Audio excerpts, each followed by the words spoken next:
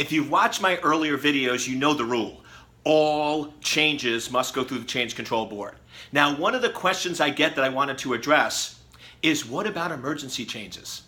What if our change control board only meets once every 2 weeks and we have a critical emergency? There's a major exposure. Let's say a vendor released a patch that there's a major attack going on, and if we wait 2 weeks, we could be compromised. So Eric, we can't follow your rule. Yes, we can.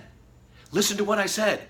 All changes must go through the change control board. I didn't say when.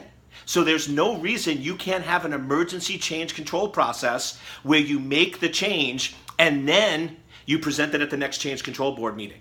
So you can still handle emergency changes. Now, just so we're clear, if somebody claims something's an emergency, you better push them on that. Because if you have an admin or an engineer that every change control board, they're coming in saying, oh, I made the change because it's an emergency, then clearly there's a problem. Emergencies don't happen every day and every week. It should happen maybe once a quarter, but the point is you have a formal process. If somebody deems a change to be an emergency, it has to get approved by multiple people on the change control board, approved by an executive, signed off on to make that change, and they must test and verify and validate, and then it's presented at the next meeting. And not only do you present the change, but you present why it was an emergency. So I just wanted to be clear that sometimes people read things that are not there, and when I say all changes go through the change control board, they hear it as all changes must go through the change control board before making the change. And that is not true, because remember our golden rule of cybersecurity.